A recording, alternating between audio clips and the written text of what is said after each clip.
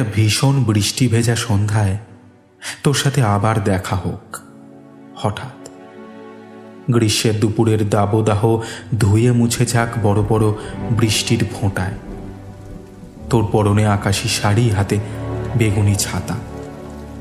অবশ্য এই দামাল বৃষ্টি ছাতার শাসন মানে না। তোর চোখের কাজল ভিজে গালবে নামক চিবুকে। হাত ঘড়ির ডায়ালও ঝাপসা জলের কুচিতে। যদিও অসম্ভব, তবু ধরে নে বৃষ্টি স্নাত রাজপথে শুধুই ভেজা ঘাসের গন্ধ, তুই আর আমি। অ্যাসফল্টের রাস্তাও সেদিন অকারণে গাড়ি ঘোড়া শূন্য। দুপাশের দোকানপাট সব বন্ধ। তোর আর আমার মাঝে দূরত্ব শুধু 36টা বছর আর না বলা অনেক কথা। ধর ভীষণ বৃষ্টিতে ধুয়ে গেল সব নিয়মের শৃঙ্খল। আমারও নেই বাড়ি ফেরার তারা। ধর যদি বৃষ্টির অজুহাতে হাতটা বাড়াই। হ্যাঁ, এই অপেক্ষা ব্যাপারটা ভীষণ অদ্ভুত। বুকে কষ্ট জমে বটে, কিন্তু তার সাথে জমা হয় একটা অদ্ভুত পরিতৃপ্তি। আর সেই অপেক্ষা যখন পূর্ণতা পায়, না, শুরু হচ্ছে গোধূলির চিঠি।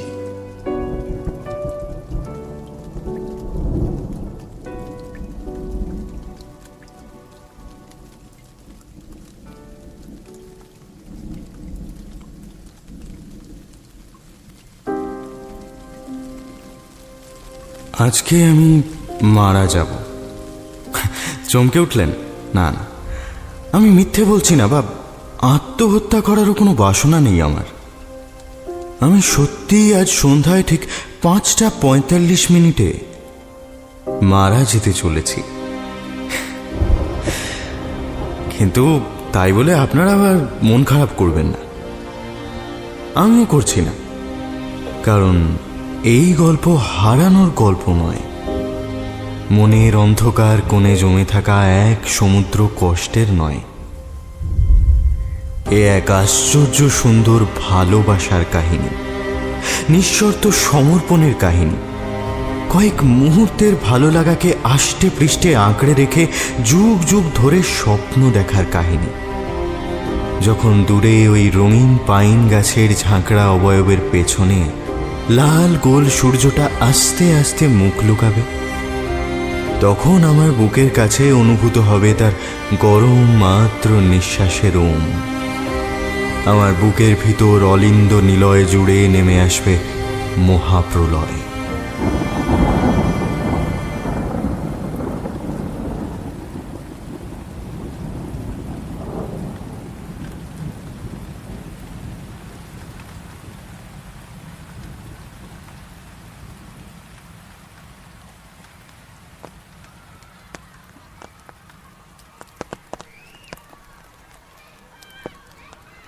আমি তাকে প্রথম দেখি এক বৃষ্টি ভেজা বিকেলে। স্কুলের পেছনে গাছের নিচে বসে আছি চুপচাপ। টিফিন চলছে, সামনে মাঠে সবাই খেলছে, কেউ ক্রিকেট, কেউ ফুটবল। আমার পা মচকেছে, দৌড়ানো বারণ। আমার পাশে গৌরব, আমার বেস্ট ফ্রেন্ড।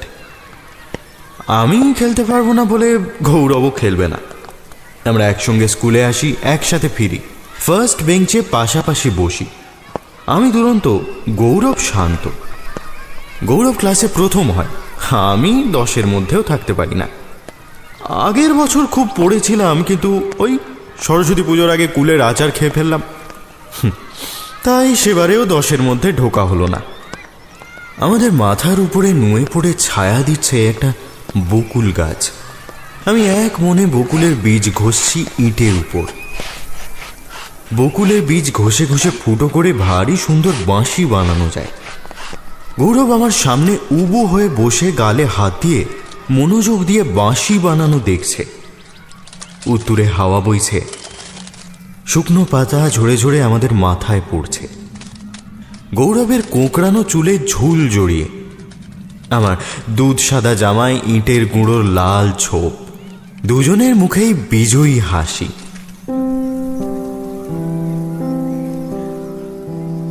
আমাদের এই স্কুল প্রায় 200 বছরের প্রাচীন।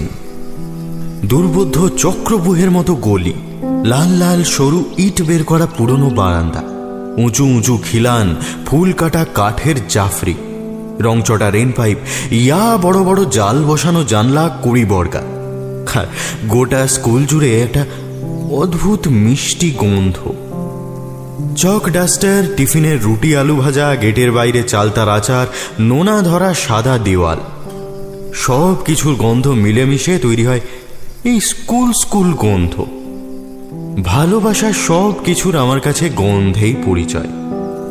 আশ্বিনের বিকেলে বুক ভরে শ্বাস নিয়ে আমি বুঝতে পারতাম যে পুজো আসছে। সকালে ঘুম ভেঙে চোখ না খুলেও বলে দিতে পারতাম মা তখনও পাশে শুয়ে নাকি উঠে চলে গেছেন। সন্ধেবেলা ঠাম্মির পানের ঝাঁঝালো গন্ধ বলে দিত এইবার গল্প শোনার সময়। আমাদের স্কুলে সব আছে, কিন্তু কিসের অভাব বলতো? কিসের? হ্যাঁ, ফুচকাওয়ালা। আরে গড়ের স্কুলের সামনে ফুচকাওয়ালা বসে শুনেছি। আমাদের এখানে বসে না। ধ্যাত্তেরি, তোর খালি খাওয়ার চিন্তা।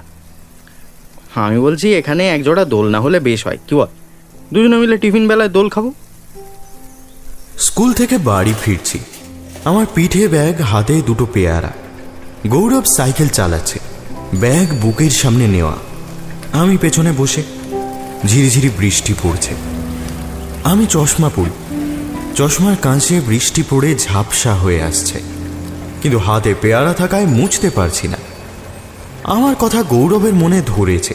দুজনে শলা করছি কিভাবে দোলনা বানাবো। পাড়ায় ঢোকার মুখে সেদু কাকুর মণিহারি দোকান। রাস্তায় সাইকেল রেখে আমরা দুজনে ঢুকছি বৃষ্টি থেকে বাঁচতে। দোকানের সামনে ভিড়। সেদু কাকু গালে হাত দিয়ে বসে আছেন। সোনাবাবু মারা গেছে গাড়ি চাপা পড়ে। সোনাবাবু বাকিদের কাছে কুকুর, আমাদের কাছে বন্ধু। কাকুর দোকানের সামনে বারান্দায় থাকতো। আমরা সাইকেল নিয়ে স্কুল থেকে ফিরলেই দোকান থেকে আমাদের বাড়ি অবধি দৌড়াতে দৌড়াতে আসতো। আমরা টিফিন থেকে কিছুটা বাঁচিয়ে আনতাম, সেটা খেয়েই আবার ছুট দিত দোকানের দিকে। নিথর শরীরটা পড়ে আছে রাস্তার পাশে। বৃষ্টির জলে ধোয়া রক্ত গড়িয়ে এসেছে আমাদের পায়ের কাছে। গৌরব ওখানেই বসে ডুকরে ফুঁপিয়ে উঠেছে। আমার দু চোখ ফেটেও জল নেমেছে ততক্ষণে।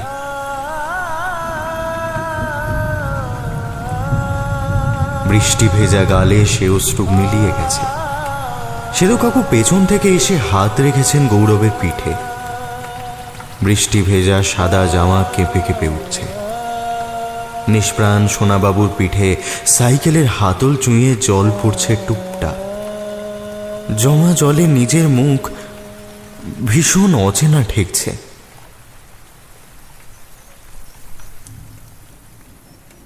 হঠাৎ দেখলাম একটু দূরে একটা মেয়ে বসে, আমারই বয়সী, রাস্তার ধারে পড়ে থাকা ইটের উপর উবু হয়ে বসে।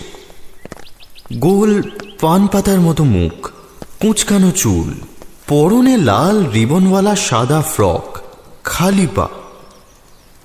টুপটাপ বৃষ্টির ছিটে এসে ফ্রকের নিচটুকু ভিজিয়ে দিচ্ছে। অনেকক্ষণ কাঁদার ফলে বড় বড় ছলছল দুটি চোখ লালচে হয়ে গেছে। দূরের লোকজনের জটলার থেকে কিছুটা দূরে একা বসে, মাথা নিচু, মাঝে মাঝে নাক টানছে। তুমি কে? কাঁদছো কেন? সোনাবাবুর জন্য? মাথা তুলে তাকালো মেয়েটা, তারপর মাথা নেড়ে অসম্মতি জানালো। নাকের ডগা ঈষৎ চ্যাপটা, সম্ভবত কাঁদার কারণেই লাল হয়ে আছে। তাহলে কি হয়েছে? আমায় কেউ ভালোবাসে না। আমার মধ্যে ঘাপটি মেরে থাকা ফেলুদা তক্ষুনি বেমালুম বুঝে নিল যে মেয়েটি বাড়িতে বকা খেয়েছে, তাই বাড়ি থেকে পালিয়ে এসে এখানে বসে রয়েছে। আমি একটু দূর থেকে একটা ইঁট এনে মেয়েটার পাশে পেতে বসলাম। হাতের পেয়ারা প্যান্টে ভালো করে মুছে নিয়ে তার দিকে এগিয়ে দিলাম। মেয়েটা চোখ দুটো আরো বড় বড় করে আমার দিকে তাকিয়ে বলল, আমার জন্য? না, গৌরবের জন্য ছিল, কিন্তু ও রাগ করবে না, আমরা তো রোজ খাই, আজ তুমি খাও। মেয়েটা ইতস্তত করে হাত বাড়ালো, তারপর আমার বাড়িয়ে রাখা হাত থেকে আলগোছে তুলে নিল পেয়ারাটা, মুখের কাছে এনে আলতো করে কামড় দিল। আমি ফের জিজ্ঞেস করলাম, এই তোমার নাম কি, কোথায় থাকো?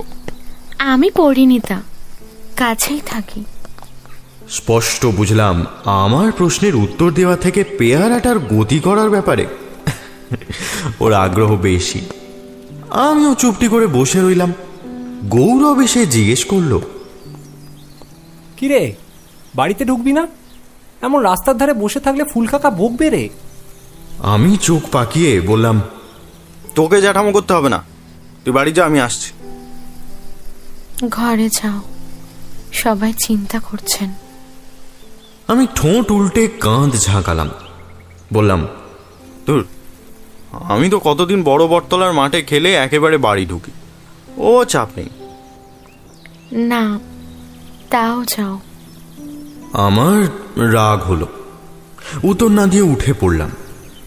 কয়েক পা এগিয়ে এসেছি, এমন সময় পেছন থেকে আওয়াজ পেলাম, রাগ করলে?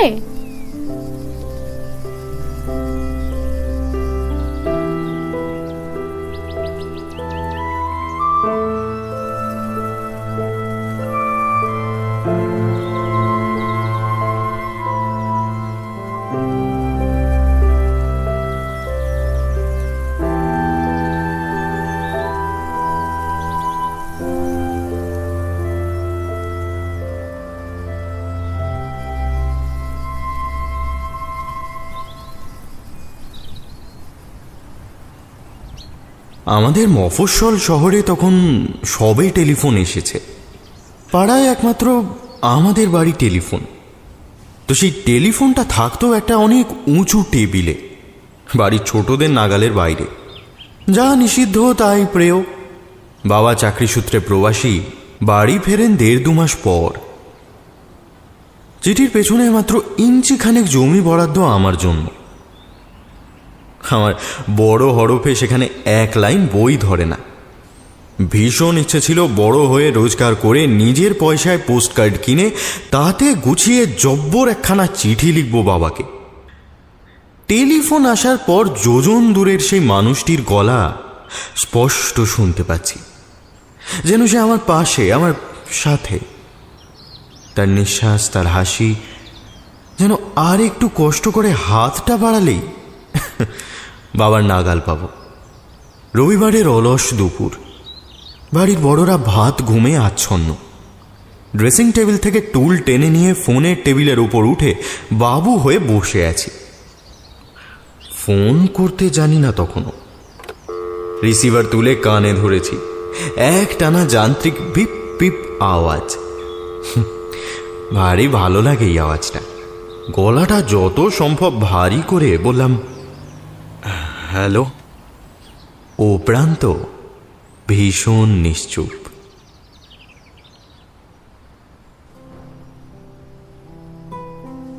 বাড়িতে ঠাম্মিকে সবাই ভয় পান, শুধু 3 জন বাদে, আমি, দিদিভাই আর বড় জেঠু। বড় জেঠু ভয়ানক খামখেয়ালি মানুষ। যখন যা মন চায় 2 বার ভাবেন না।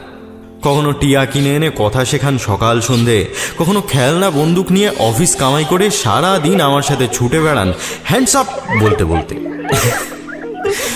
আবার কখনো বা সারা বাড়ি বুনো ফুলের গাছ লাগিয়ে বেড়ান। এসবের জন্য ঠাম্মির কাছে বকা খান রোজ। লাজুক লাজুক মুখে বকা শুনে নিয়ে আবার নিজ কর্মে লেগে পড়েন। তবে প্রত্যেক দিন সকালে অফিস যাওয়ার আগে এই মানুষটাকেই দেখতাম ঠাম্মিকে প্রণাম করে যেতে। বড় জেঠু মাঝে মধ্যেই খেতে ভুলে যেতেন, নাইতে ভুলে যেতেন, কিন্তু জীবনের শেষ দিন পর্যন্ত অফিসে যাওয়ার আগে ঠাম্মিকে প্রণাম করতে ভুললেন না। নিজের মাকে যে ঈশ্বর জ্ঞানে পুজো করা যায়, সে শিক্ষা আমি আমার দেখা সব থেকে তরলমতি মানুষের থেকে পেয়েছি।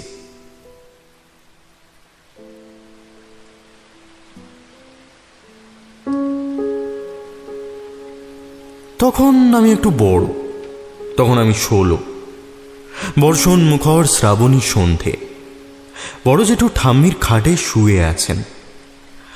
স্ট্রোক হয়েছে বুঝতে পেরে মা বড় জেঠুর কাঁধ ধরে ঝাঁকাচ্ছেন আর বর্দা, বর্দা, বর্দা, বর্দা। আর বর্দা বর্দা করে ডাকছেন। উত্তর নেই। বুকের ভেতর শুধু একটা চাপা গুঙানির আওয়াজ। বাবা আর মেজো জেঠু গেছেন অ্যাম্বুলেন্স ডাকতে।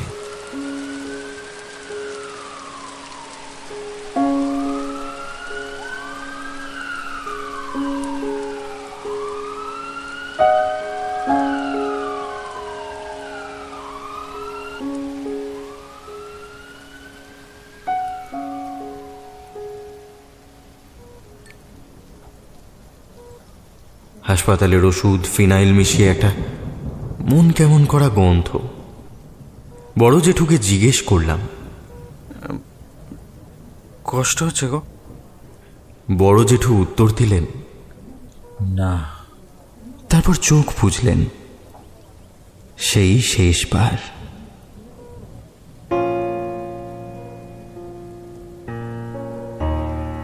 হাসপাতাল চত্বরের বাইরের দিকে সার সার সিমেন্টের বেঞ্চি। রোগীর পরিবারের লোকজন বসে রয়েছেন ছড়িয়ে ছিটিয়ে।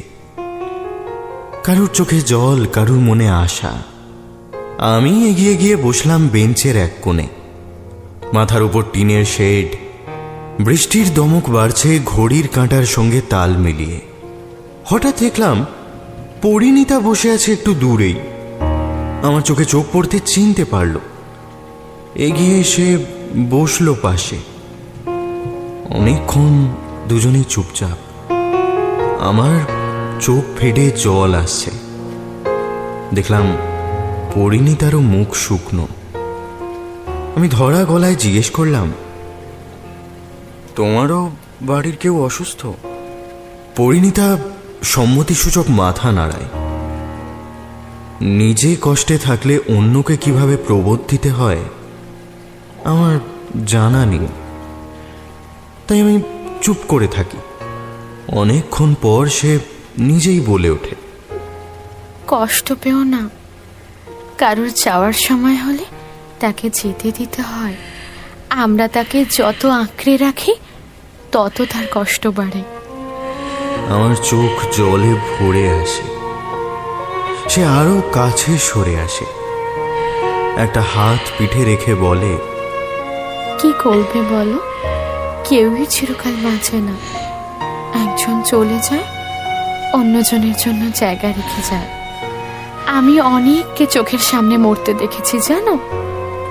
ভীষণ কষ্ট হয় প্রতিবার আমি কাঁদি। তারপর ভাবি এটাই তো নিয়ম।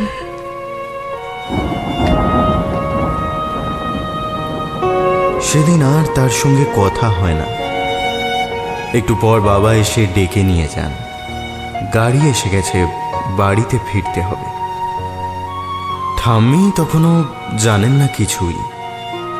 মা ভাত মেখে খাইয়ে দিচ্ছেন। ঠাম্মি একদলা করে মুখে ভাত নিচ্ছেন আর একবার করে জিজ্ঞেস করছেন, বলছি সাধন কি কখন ছাড়বে কিছু বললো? ততক্ষণে বড় জেঠুর দেহ রওনা হয়ে গেছে বাড়ির দিকে। মা বললেন, একটু পরেই ছেড়ে দেবে। তুমি ভাতটুকু খেয়ে নাও। বর্দা এসে গেলে আমরা সবাই ব্যস্ত হয়ে যাব। মা, নাও চটপট খেয়ে নাও। ঠাম্মি হাসলেন। ঠাম্মিকেও সেই শেষবার হাসতে দেখলাম।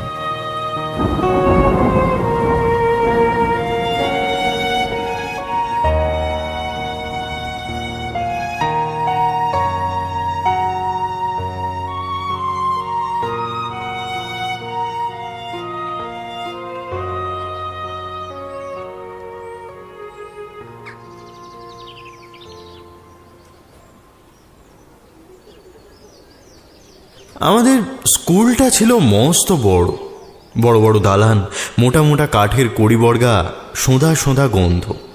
দালান শেষ হয়ে বারান্দাটা এল শেপে বেঁকে গিয়ে মিশেছে পেছনের কাঠবাদাম গাছের নিচে। গাছের নিচে ঝরা পাতার হালকা কটু গন্ধ, সবুজ ঘাসের উপর ধূসর রঙের ছায়া। এই জায়গায় সচরাচর কেউ বড় একটা আসতো না। আমি কাঠবাদাম গাছের ছায়ায় ঘাসের উপর থেবড়ে বসে আছি। আগের রাত্রে বৃষ্টি হয়েছে। ঘাসের গোড়ায় লেগে থাকা কাদার পরত আমার নীল প্যান্টে। হাতে উচ্চ মাধ্যমিকের রেজাল্টের কোণাতেও কাদা লেগেছে। খুব কাঁদতে ইচ্ছা করছে, কিন্তু ওই বয়সে চোখের জলও অবাধ্য। মনে হচ্ছে এই মুহূর্তে মরে যাই, দুনিয়া থেকে নিশ্চিহ্ন হয়ে যাই এক লহমায়। বুকের মধ্যে নিম্নচাপ নামছে, তবুও চোখের কোণে সাহারা। রেজাল্টটা দু হাতে ধরে ছিঁড়ছি, মাঝখান থেকে সামান্য ছিঁড়েওছে, হঠাৎ কাঁধে একজনের হাত। পেছন ফিরে চমকে উঠলাম। পরিণীতা। বড় হয়ে সে পাল্টে গেছে অনেকটাই, আরো সুন্দরী, আরো স্নিগ্ধ। আমি অবাক হয়ে প্রশ্ন করলাম, আরে হঠাৎ এত বছর পর তুমি স্কুলে ঢুকলে কি করে? আমার প্রশ্নের উত্তরে ভীষণ মিষ্টি করে হাসল পরিণীতা। হাসলে যে তাকে এত সুন্দর দেখায় তা আমার জানা ছিল না। আমি মুগ্ধ হয়ে চেয়ে রইলাম সেদিকে। হাসলে তার দুগালে লম্বাটে টোল পড়ে, পাতলা ঠোঁটের দুপ্রান্তে উঁকি মারে দুটো গজ দাঁত। চোখের ইশারায় প্রাচীরের দিকে দেখালো সে। আমিও বুঝতে পেরে মুচকি হাসলাম। আমাদের স্কুলের উঁচু প্রাচীরে প্রায় এক মানুষ সমান একটা বড় গর্ত রয়েছে। বাইরের রাস্তা দিয়ে গেলে ভিতরটা নজরে আসে। পরিণীতা রাস্তা দিয়ে যেতে গিয়ে আমায় দেখতে পেয়ে ভিতরে ঢুকে এসেছে। আমার কুঁচকে যাওয়া রেজাল্টের দিকে তাকিয়ে সে প্রশ্ন করে, কি হতে চাও তুমি বড় হয়ে? মানুষের মতো মানুষ। আমি রেজাল্ট পেছনে লুকিয়ে বুক ফুলিয়ে জবাব দিই। খিলখিলিয়ে হেসে ওঠে পরিণীতা। অবশেষে অনেক কষ্টে হাসি থামিয়ে জিজ্ঞেস করে, কেন, তুমি এখন মানুষ না বুঝি? আমি ভারী অপ্রস্তুতে পড়ে যাই। চলো আমার সাথে ঘুরে আসি। কোথায়? তোমার সব কথা এত প্রশ্ন কেন? এসো তো চুপচাপ। প্রচ্ছন্ন ধমকের সুরে কথাগুলো বলে সামনে হাঁটা দিল পরিণীতা। আমি পিছু নিলাম। তারপর আমরা পায়ে পায়ে ঘুরলাম আমাদের গোটা মফস্বল। থানার মোড়ে বিশুর দোকানে বসে আলুর চপ কিনে এনে বসলাম মণি দাদুর রোয়াকে। মণি দাদুর বেড়াল সুন্দরী ছিল আমার নেওটা। রোয়াকে এসে বসলেই গুটি গুটি উঠে আসে কোলে। পরিণীতা সুন্দরীর মাথায় হাত বোলালো। সে প্রতিবাদ করল না বটে, তবে খুব একটা লাইও দিল না। ল্যাজ ফুলিয়ে মুখ গোঁজ করে বসে রইল। আমরা সেখান থেকে গেলাম মতিগঞ্জ। গোস্বামীদের পুকুরে এখন মাছ ধরে।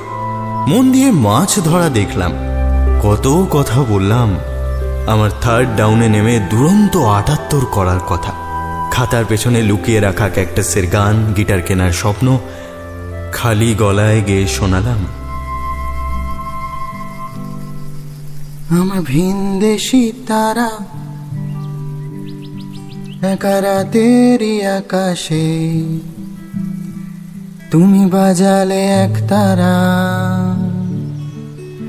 আমার ছিলে কোঠার পাশে।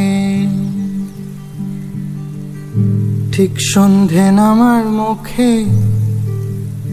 তোমার নাম ধরে কেউ ডাকে, মুখ লুকিয়ে কার বুকে তোমার গল্প বলো কাকে। আমার রাত জাগা তারা তোমার অন্য পাড়ায় বাড়ি, আমার ভয় পাওয়া চেহারা, আমি আদতে আনাড়ি।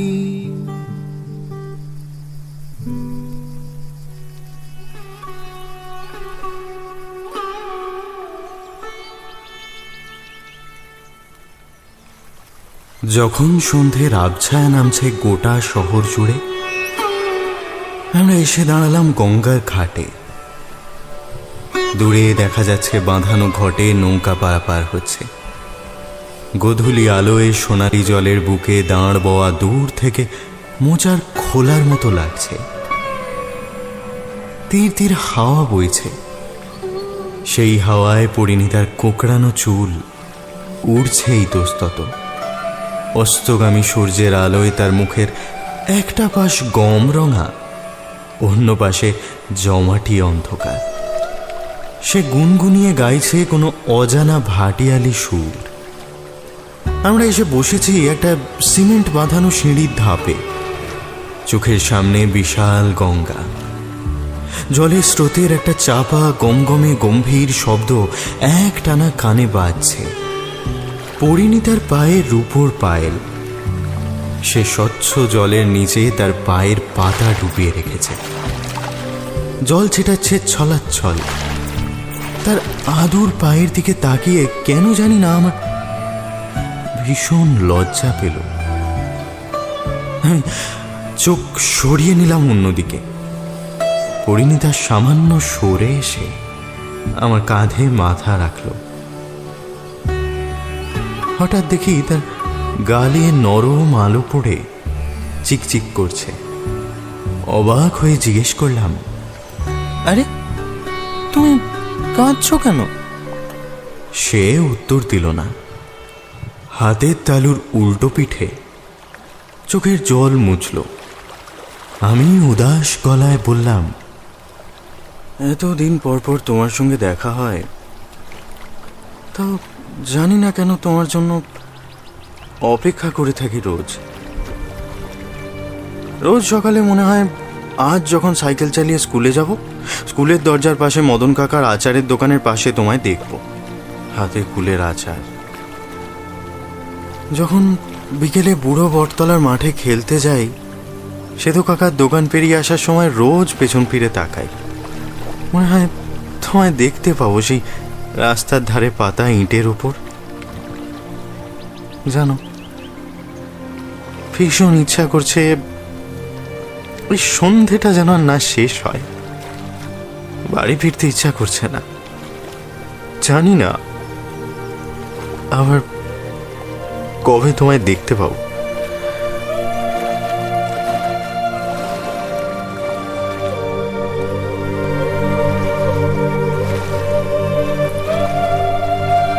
ছত্রিশ বছর, আজ থেকে ঠিক 36 বছর 5 মাস 19 দিন পর ঠিক এই সময় আবার আমায় দেখতে পাবে। সেদিন আমি আর তোমায় ছেড়ে যাব না, কোথাও যাব না, আমরা একসাথে থাকবো। কিন্তু আজ না, জানো তো, সেই দিনটা ভীষণ সুন্দর হবে। ঠিক এই রকম একটা গোধূলি বিকেল, দূরে গাছের পাতার আড়ালে মস্ত লাল সূর্য বিসর্জন যাবে।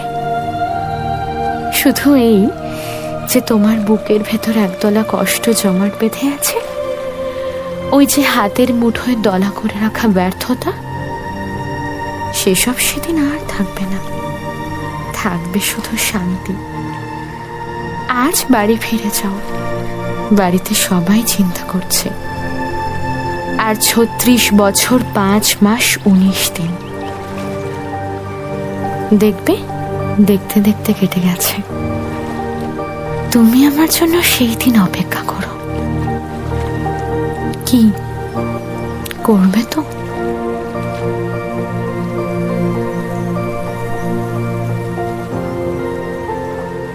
আমার চোখে চোখ রেখে হাসল পরিণীতা।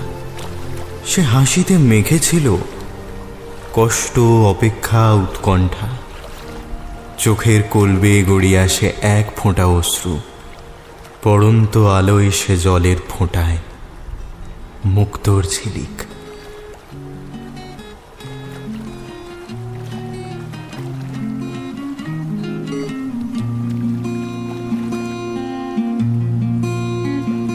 ফাঁকা রাস্তা, একা সন্ধে, ভালোবাসা পথ হারায়, জমা জলে পাল তোলে, ভিজে নৌকো স্বপ্ন পান।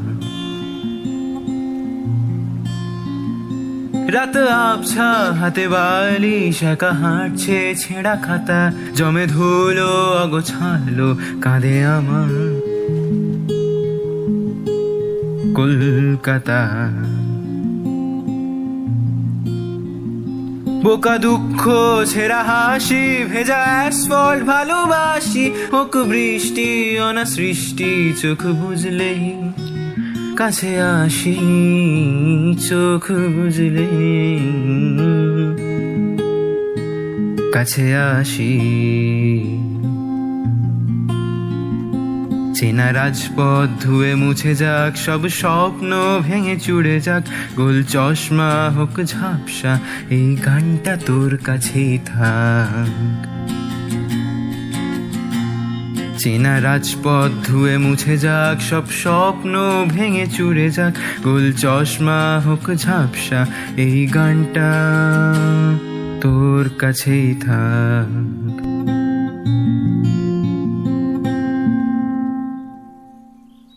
হঠাৎ একটা ভীষণ ঝাঁকুনিতে তন্দ্রা ফেরে। আমি চোখ মেলে দেখি মুখের কাছে কয়েকটা চেনা চেনা উদ্বিগ্ন মুখ, চাপা কান্নার তমক। তাদের মধ্যে থেকে কেউ একজন বলে ওঠে, রেজাল্ট খারাপ হয়েছে বলে কেউ আত্মহত্যা করতে যায়? বাপ রে বাপ, বাড়ির লোকগুলোর কথা ভাববি না একবার? সারাদিন জমে মানুষের টানাটানি। শেষের কথাগুলো অস্পষ্ট হয়ে হাওয়ায় মিলিয়ে যায়। আমি ক্লান্তিতে চোখ বন্ধ করে নিই, বিড়বিড় করে বলি, 36 বছর 5 মাস 19 দিন, 36 বছর 5 মাস 19 দিন, 36 বছর 5 মাস 19 দিন। আজ সেই দিন উপস্থিত। আমি আমার আমেরিকার ফ্ল্যাটের ব্যালকনিতে আরাম কেদারায় বসে। পরমা জিজ্ঞেস করলো আজ রাতে কি রান্না করবে। আমি উত্তর দিলাম না, মুচকি হাসলাম। আমার হাতে ধোঁয়া ওঠা কফির কাপ। আজকে আমি মারা যাব। আজ সন্ধ্যায় ঠিক 5:45 আমি মারা যেতে চলেছি। কষ্ট কি একেবারেই হচ্ছে না? যখন ভাবছি তোমার ঠোঁটের ছোবলে নীল হবে আমার কণ্ঠনালী, আরো একবার ভাঙা আয়নায় খুঁজছি হারানো প্রতিবিম্ব। কষ্ট এসে দলা পাকিয়ে শাসন কায়েম করছে নিলয়ে অলিন্ধে। তবু আরো একবার খিলখিলিয়ে হেসে উঠছি। স্মৃতি নরম মাটিতে ছাপ ফেলে হেঁটে যায় টলমলিয়ে। মণিদাদুর রোয়াক, মতিগঞ্জ, দূরে গঙ্গার উপরে ডুবতে থাকা সূর্য, রোদে শুকাতে দেওয়া আমসত্ত্ব, চুরি করে আনা চালতার আচার, টক মিষ্টি টোপাকুল, বৈশাখ মাসের দুপুরে জানলার পাশ দিয়ে হেঁকে যাওয়া কুলফি মালাই, হাওয়াই চটির উইকেট, বল পাঁচিল পেরোলে আউট। ইচ্ছা করে আরো একবার পড়তে বসি দুলে দুলে মোগল সাম্রাজ্যের পতনের কারণ। আধো ঘুমে ইতিহাসের পাতা খেয়েই হারায়। সম্বিত ফেরে সপাট গাঁটটায়। প্রথম প্রেমপত্র ভালোবাসা বানান ভুল। ক্যাকটাসের গানে মাথা ঝাঁকানো, সাইকেলে হাফ প্যাডেল, স্কুলের শেষ দিনে বেঞ্চি বাজিয়ে একসাথে গাওয়া